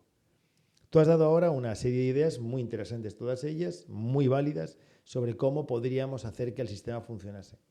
Hoy y mañana. Es que seguramente, aunque yo tuviese la receta de hoy, dentro de 5 años la receta podría ser otra diferente, porque aumenta el número de personas trabajando o porque disminuye, porque suben los salarios o porque disminuyen, o porque hay un problema que tenemos que atender. Por ejemplo, ahora se tiene que atender el tema de la inversión en material de defensa. De repente. Pero yo creo que al final un sistema de capitalización es tremendamente más justo, porque lo que ocurre... Los sistemas pueden ser de un modo o de otro, o básicamente una combinación de muchos de ellos. Mira, hay un sistema que es infalible: crear trabajo. Desde luego. Ese es infalible. Si yo me paso el día mareando el discurso y no entro de lleno y de plano a ver exactamente cómo podemos hacer que España sea un país que cree trabajo, empleo estable, de calidad y bien remunerado, y nos pasamos el día hablando de 1 hora, 2 horas o media hora menos, o nos pasamos el día hablando de esto que llaman inconstante, intermitente, el empleo, que uno viene y otro se va, y yo lo contabilizo como un empleo estable y realmente está trabajando un rato durante la semana. Si nos estamos engañando y no estamos creando las bases necesarias para que la gente pueda emprender, generar riqueza, ¿de qué estamos hablando? No, totalmente. Yo creo que la receta mágica es el crear empleo. Y ya está. Pero entonces se tiene que sentar la gente y decir, ¿cómo creamos empleo? Sí. Aquí pongo una pega y es que realmente no es suficiente. Porque no es un tema de desempleo, que también tenemos un problema muy grave con eso, no digo que o no. de empleo de muy baja calidad. Es un problema demográfico, de que es que no hay suficientes personas, seres humanos en España en edad laboral para pagar todas esas pensiones. Bueno, el tema de la inmigración. Cogemos el tema de la inmigración y decimos, no como un debate electoral, no como un debate ideológico. hace falta en España una cantidad determinada de personas que trabajen, porque la demografía española no da. Muy bien. Seamos nosotros quienes elijamos en los lugares de origen para acabar además con las mafias que esclavizan y además apalean psicológica, cuando no físicamente, a las pobres personas que vienen en condiciones realmente infrahumanas. Irnos al lugar de donde vienen las personas que vienen a trabajar aquí, ya sea en África subsahariana, ya sea en Iberoamérica, ya sea en Europa del Este, montar oficinas de contratación de personas que vengan a trabajar aquí con su puesto de trabajo ya garantizado, dar formación profesional en oficios, en profesiones, a estos trabajadores para que vengan ya con la cualificación necesaria y crear una base de empleo de calidad, cualificada, de dignidad y de expectativa de cada una de las personas que vienen aquí. Y ensanchas el espacio. Pero si al final no sabes muy bien qué personas están llegando y cuáles son sus capacitaciones laborales, si al final nadie está preocupándose en saber si realmente muchos de ellos, que lo son, hay muchísima gente que viene de fuera, que les encantaría que alguien les dijera, ¿quieres ser albañil? ¿Quieres ser carpintero? ¿Quieres ser pintor? O darle la formación aquí. Por eso digo, sí, claro. ¿Quieres ser médico? ¿Quieres ser abogado? Dar la formación. Claro. Porque hace falta que la gente esté formada y preparada. Pues todo eso no se está produciendo. Luego tenemos un problema tremendo de salida de talento. Estamos gastándonos un dinero bestial en la formación y preparación de profesionales de primer nivel en las universidades españolas, la Politécnica, la Estudios General, la de Alicante, la de Elche, la Lleida de Primer, en el caso de la Comunidad Valenciana. Y luego muchos de ellos, muchos de vosotros, os vais a otros lugares de Europa o de fuera de Europa a trabajar. Pero vamos a ver, además de que es desgarrador ver cómo tus hijos se van fuera, sí, que es desgarrador, pero vamos a ver, ¿cómo es posible que estemos invirtiendo tanto dinero en personas que luego se van a buscarse la vida fuera de España? ¿Hay alguien que esté poniendo a esta cuestión algún tipo de solución? ¿Hay alguien que se esté preocupando de que nuestros profesionales no se vayan fuera? ¿Hay alguien que piense en los jóvenes que están yendo fuera de España a trabajar? ¿Por qué se están yendo fuera de España? ¿Hay alguien en estos momentos? No, el debate está en otra cosa. El debate está en el lío de Begoña Gómez, en el lío de Koldo, en el lío de Puigdemont y en el lío de Oriol Junqueras. No hay nadie en el gobierno de España que esté liderando nada, de nada, ni en energía, ni en empleo, ni en inmigración, ni en pensiones. Y hay una cuestión primigenia, por eso me habéis dicho, ¿cuál es el principal problema que tiene nuestro país? Sin lugar a dudas, un gobierno que no está gobernando, que no está liderando, sí, que está manteniéndose y punto. Yo creo que al final todo se traduce en eso, ¿no? Y el problema, como bien dices, es un problema estatal, que todo parte desde Madrid y repercute en las distintas alcaldías, en las distintas comunidades autónomas que están por debajo, ¿no? Porque el problema se traslada, el problema se comparte. El gobierno de España tiene que liderar el gran discurso. Exacto. Y los grandes discursos son pensiones, por supuesto, son inmigración, por supuesto, es vivienda, por supuesto, es el empleo, por supuesto, es la reindustrialización del país, por supuesto. Estas cosas tienen que estar encima de la mesa como debates nacionales. El debate nacional no puede ser si Sánchez está triste o no porque su mujer está imputada o no. O si Sánchez está triste o no porque el Tribunal Constitucional todavía no ha decidido que su ley de amnistía le permita a Puigdemont volver aquí y sus 7 votos continúen siendo fundamentales para el futuro. No tenemos presupuestos. En el año 96, Felipe González, todopoderoso secretario general del Partido Socialista y presidente del Gobierno de España desde el año 82, disolvió las Cortes Españolas porque no sacó adelante los presupuestos de ese año. Aquí llevamos no sé cuánto tiempo sin presupuestos. Y no pasa absolutamente nada. Y aparte nos cuentan que no pasa nada. No, sin presupuestos se puede vivir. Sí, claro que se puede vivir sin presupuestos, pero usted tiene la obligación política y moral de convocar elecciones, porque usted no tiene diputados suficientes para poder sacar adelante su proyecto de presupuesto. Sí, luego tiras de hemeroteca y ves mismas declaraciones cuando estaban en el otro Por lado. Supuesto. Eso en el otro lado del frente. Eso se llama cinismo. Sí, bueno, eso es pero un además clásico del de la gente. cinismo de la gente que nos gobierna, hay un problema estructural. Y es que un gobierno que no saca adelante los presupuestos tiene obligatoriamente que convocar elecciones, porque es la ley más importante de cada año.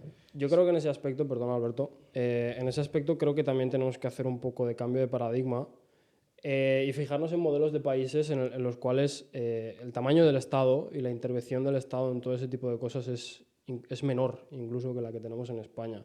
Al final también todas estas iniciativas están genial, todas estas medidas pues eso, para intentar solventar la situación y mejorar la prosperidad del país están muy bien, pueden funcionar, pero todas se basan en una planificación estatal. Sí, sí. Y una planificación estatal no tenemos, o puedes tener las garantías, pero no tienes a ciencia cierta las garantías de que vaya a funcionar como es debido, y lo hemos visto en infinidad de casos. Entonces yo siempre abogo por empequeñecer el tamaño de la intervención que tiene el Estado en ciertas materias. Al final cualquier partido que me venga y me proponga una rebaja fiscal sistemática para fomentar ese libre mercado, esas políticas liberales, realmente tener unas políticas migratorias, pues oye, no hace falta que yo ponga ningún tipo de medio para que otras personas vengan. Lo único que tengo que poner es ciertas condiciones y que vengan las personas ejerciendo su libertad de circulación, que quieran vivir en España y venir aquí a trabajar. Nadie se preocupa de estas cuestiones. Mira, el nuevo canciller alemán, que es de la CDU, que es de la Democracia Cristiana, vino por aquí con la reunión del Partido Popular Europeo y dijo desregulación. Tenemos que desregular el funcionamiento de las cosas, porque la regulación significa, como tú bien dices, más Estado, y la desregulación significa más libertad. Y tenemos que tender a sociedades que tengan la libertad de poder actuar bajo criterios de seguridad jurídica, lógicamente, claro, pero bajo criterios también de capacidad de tomar decisiones y no estar todo el día preguntando a ver qué regulación es la que corresponde. En nuestro caso, además, una pesadísima carga regulatoria de la Unión Europea, una pesadísima carga regulatoria del Gobierno de España, y luego un mercado que está fraccionado porque cada comunidad autónoma también regula. Y hay fronteras de regulación entre comunidades autónomas. Pero a todo esto también los ayuntamientos, muchos de ellos también regulan. Y para poder poner en marcha un negocio, un comercio, una industria, te pasas el día prácticamente intentando saber cuál es la regulación que corresponde a cada uno de los proyectos que pones en marcha. Hablas ahora de regulaciones y comentábamos antes de este pequeño inciso en la política económica, la política fiscal, sobre todo en materia de pensiones. Vuelvo a preguntarte un poco por la educación. Comentábamos antes que la escuela concertada, o había ese sentimiento de que estaba totalmente denostada por parte, sobre todo, de los profesionales que trabajan, ¿no? Entonces, ¿cuál sería un poco por tu postura? Vuelvo a ser un poco más incisivo en ese aspecto sobre la escuela concertada. Y también te pregunto por el valenciano. Si crees que estás a favor de esta política lingüística que está impuesta y bueno, ¿cuáles son tus posturas acerca de esto? Sí. Con lo que he dicho antes, la educación concertada. Yo fui consejero de educación y la educación concertada estaba al cabo de la calle, se apoyaba sin ningún tipo de problema, por los principios que os he dicho, que no es una cuestión puramente personal o de capricho o de arbitrariedad. Es fundamental. La Constitución nos lo dice. Libertad de elegir centro educativo por parte de los padres. Si no hay una educación dual, si a lo público no hay otra alternativa que también permita económicamente poder acceder a esa plaza escolar, no hay libertad de educación, ¿no? Es una evidencia, no hay libertad de elección. El tema del valenciano en nuestra época funcionó, mi época de conseller, funcionó muy bien, no había ningún problema. El valenciano es nuestra lengua, es una lengua que puede ser o aprendida o lengua vehicular, y es cuestión de quererla, amarla, defenderla y, sobre todo, no imponerla, porque la imposición genera siempre rechazo. En mi época no se imponía.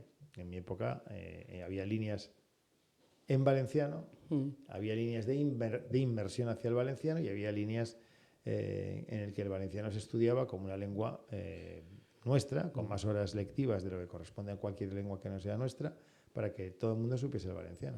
No, lo recuerdo así. De hecho, sí que me acuerdo de la independencia de clases, la clase de valenciano y la clase de castellano, y cada uno estudiaba algunas asignaturas diferentes dependiendo del lenguaje, ¿no?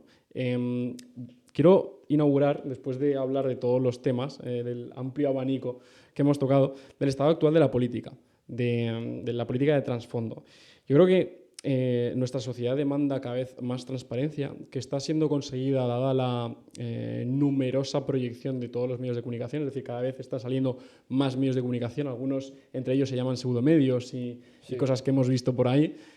También las redes sociales se aprovechan mucho. Creo que se fomenta mucho la comunicación entre distintas personas, independientemente del rango social o de la importancia que tengan este tipo de personas. Pero quiero preguntar un poco por la selección de los candidatos.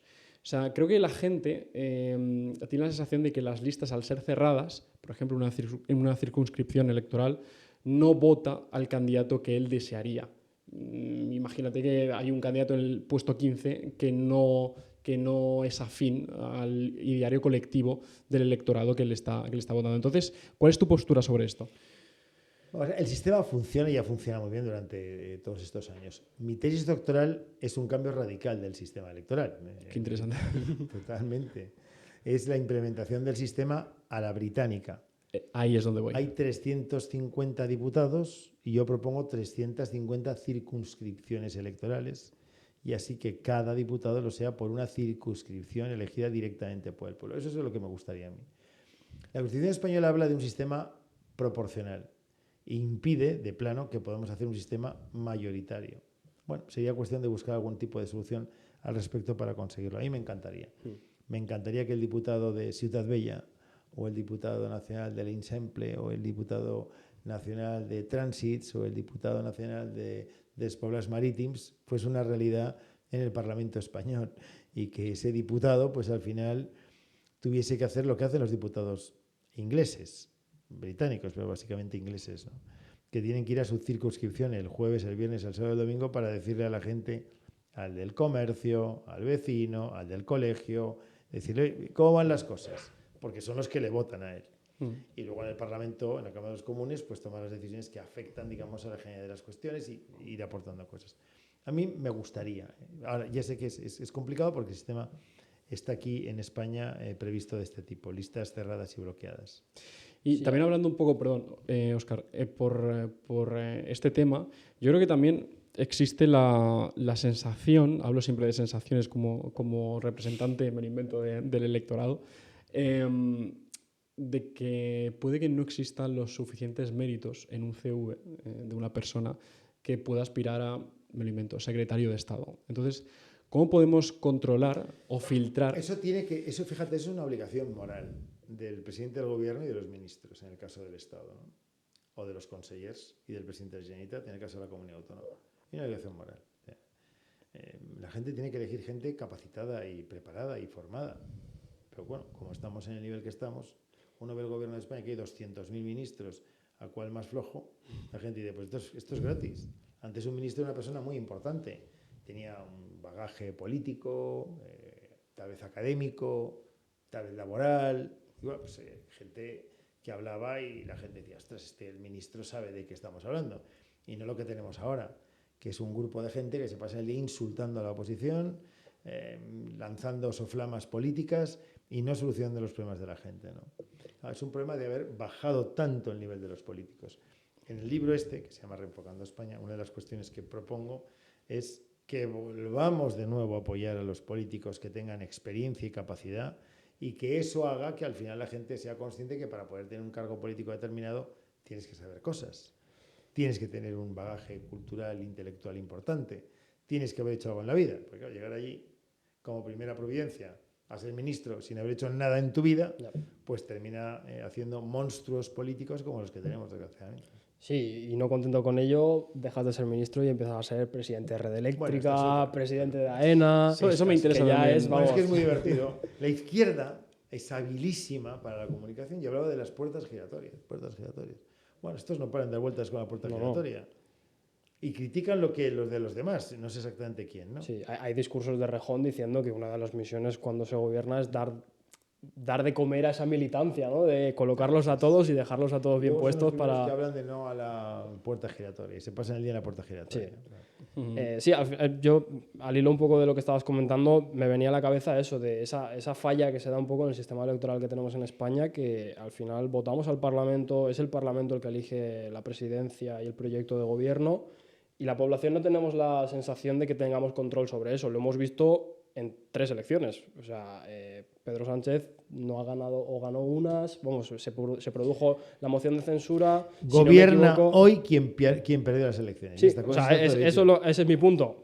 se repitieron las elecciones por primera vez en la democracia el derrotado española. Sánchez es el presidente del gobierno de España, apoyado en grupos que no creen en la democracia o en España. Claro, ¿cuántos votantes de ese partido socialista, que es muy legítimo votar a un partido que está en las listas, que está en las urnas, cuántos votantes eran conscientes de que el gobierno al final se iba a constituir de esa forma, con ese pacto? Es algo que pues no se sabe, además se intenta tapar y se intenta pues quitar hierro al asunto de decir, pues no, mira, estamos Es un gobierno de pactando perdedores. por la democracia, pero Es un gobierno de perdedores cuando la democracia gobierna quien gana, sí. que es una base fundamental del sistema. Y además que lo pone en la Constitución, o sea, la soberanía nacional reside en el pueblo español. Pues el pueblo español decide que gobierne pero al final el Parlamento estos deciden que gobierne. Claro, decide el Parlamento.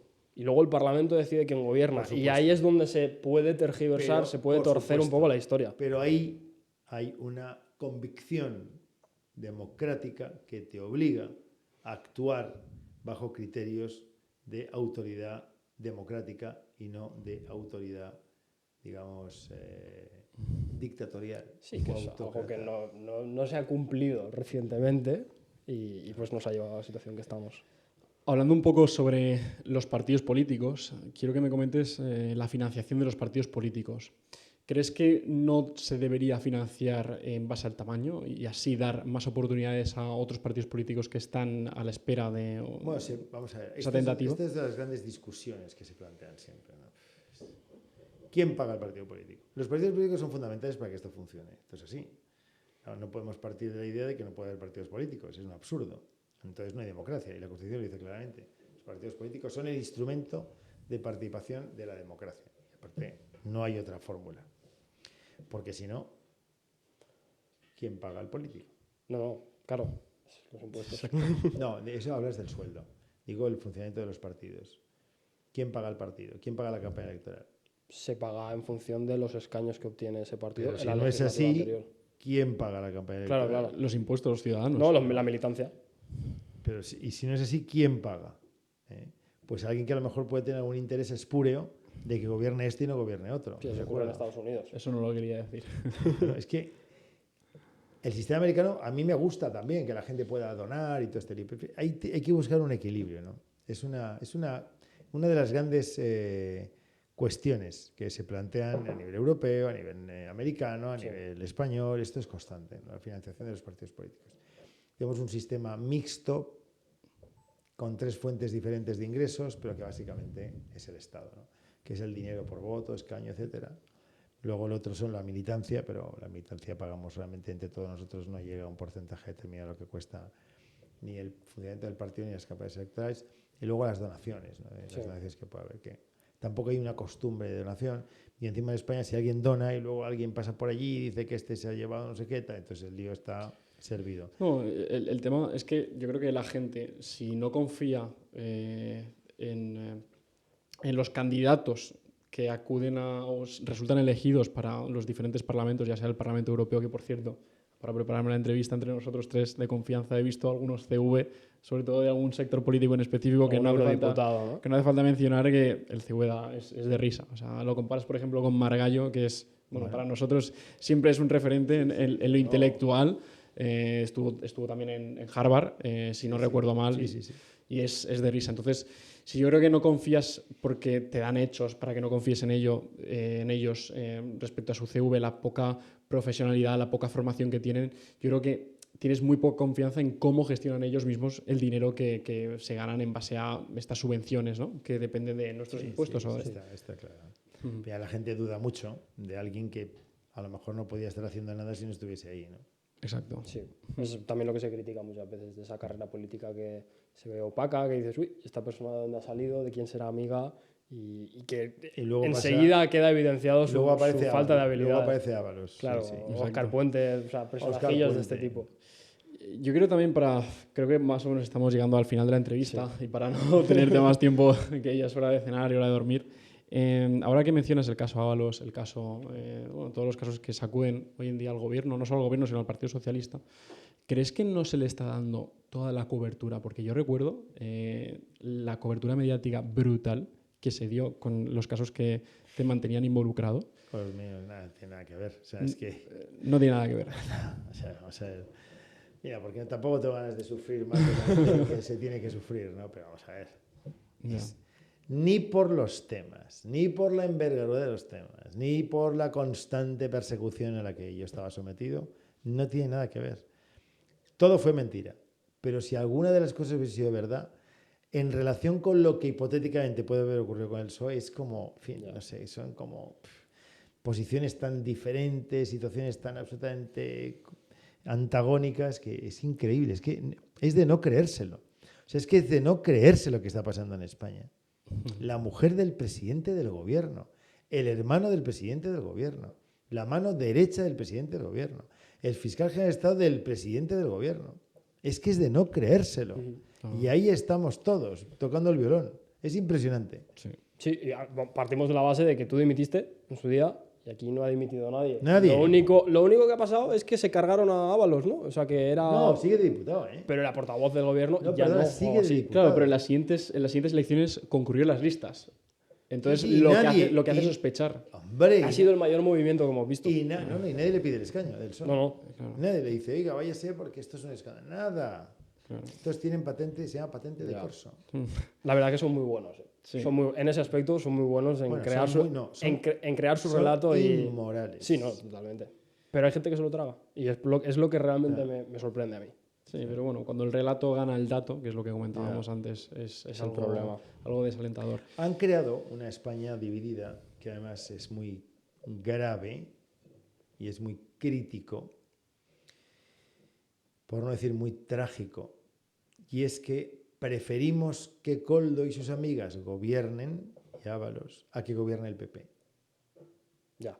Y eso Sí, es muy grave. El meme de por lo menos no gobierna la derecha, ¿no? Por Está- ejemplo, Sí. ojo al dato, ¿eh? Ujú. O sea, ya no votan a esta gente porque les parezca gente interesante, honesta, honorable, capaz, preparada, eficaz, eficiente, nada. Eso no importa. Es que no gobierna el PP. Sí. No, Ya totalmente. está. Y eso fue el 2004, la agenda ideológica implementada por Zapatero. Y desde entonces, de aquellos polvos, estos lodos. ¿eh?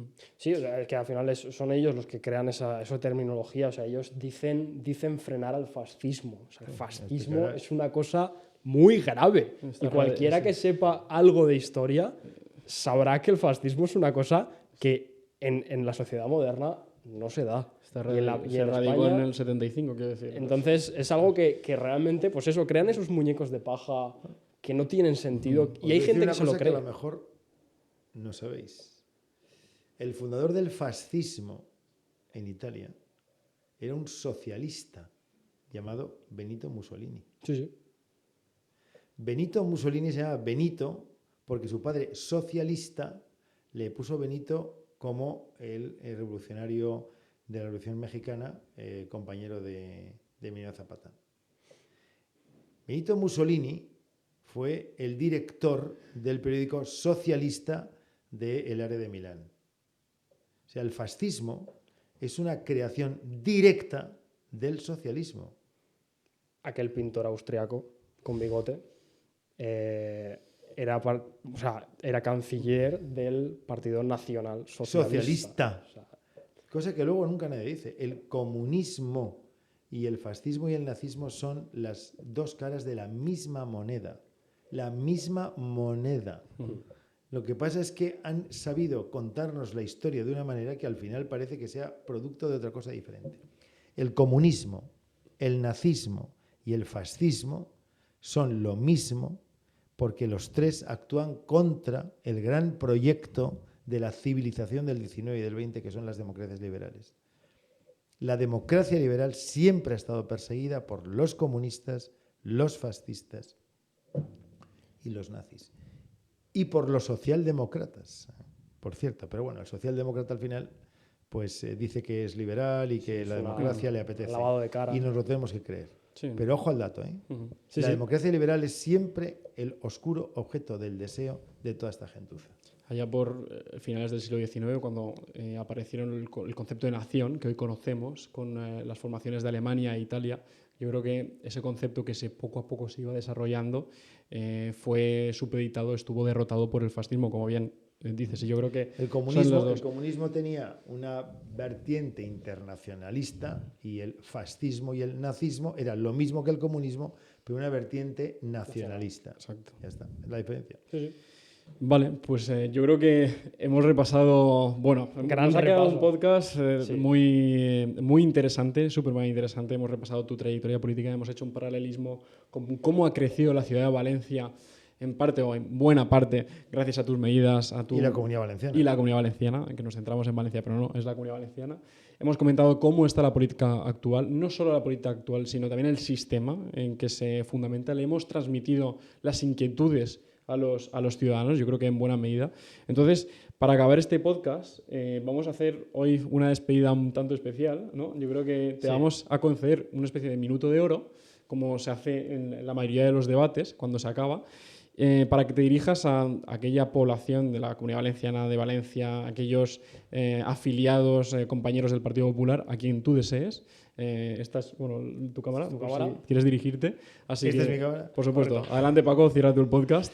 Pues yo te espero a ti el próximo sábado, 10 de mayo, a las 10:30 de la mañana, en Vélez Events, que es un edificio icónico de lo que fue la gran Valencia que entre todos hicimos posible, para recordar 30 extraordinarios años de gobiernos buenos del Partido Popular a nivel autonómico y a niveles municipales, pero no con un recuerdo nostálgico, sino que lo que se soñó se hizo, y lo que os propongo es que soñemos para seguir haciéndolo en el futuro.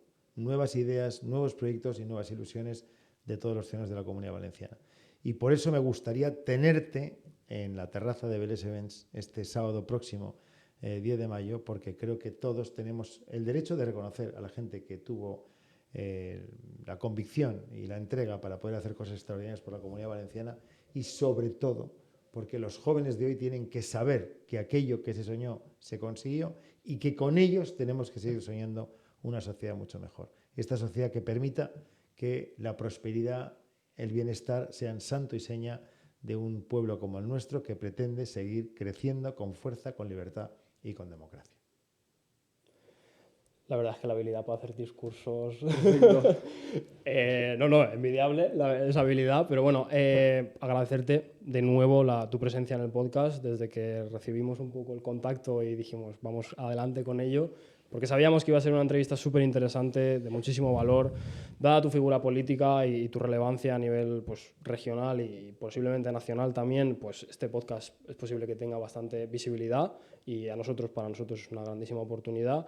Espero que no hayamos sido demasiado duros con las preguntas, con nuestras reflexiones. Creo que la situación sí que es cierto que no es para menos. Estamos ciertamente preocupados por algunos aspectos.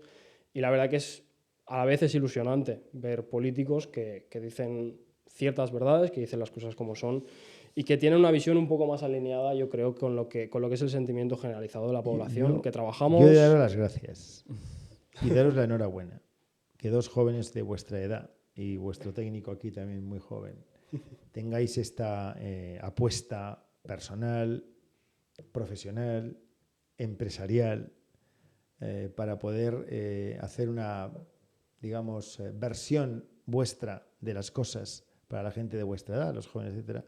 Me parece algo muy, muy interesante. Yo, de verdad, me voy muy contento de este rato con vosotros, porque aunque seas, como has dicho, abstencionista, con tu actitud ante la vida, lejos de ser abstencionista, eres un activista que intenta descifrar los problemas del día de hoy para intentar solucionarlos. O sea que bienvenida ese abstencionismo tan implicado en la realidad de las cosas y con ganas de solucionar las cosas. Y a ti también, os lo agradezco un montón. El respeto con el que habéis llevado la entrevista, por mí, por vosotros y por los televidentes o radioyentes o internet seguidores, Internautas, audiencia. internautas, la audiencia, etcétera, me parece extraordinario. Y termino con lo siguiente. Cuando tenía vuestra edad me decían, tienes que trabajar hoy para preparar la mejor casa del futuro, que será tu casa del presente. Eso no lo entendía bien, porque cuando tienes 24 o 25 años, cuando te hablan del día de mañana o del futuro, te suena algo que, bueno, pues está por ahí, ¿no? Pero es así. Con vuestro trabajo y vuestra tarea estáis construyendo la mejor casa posible para el futuro vuestro, que será vuestro presente.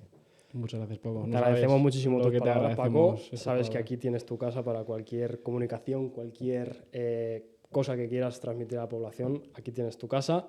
Cualquier reflexión que quieras compartir con nosotros, ya sabes que pues, estás más que invitado a una segunda, tercera y cuarta y las que sean.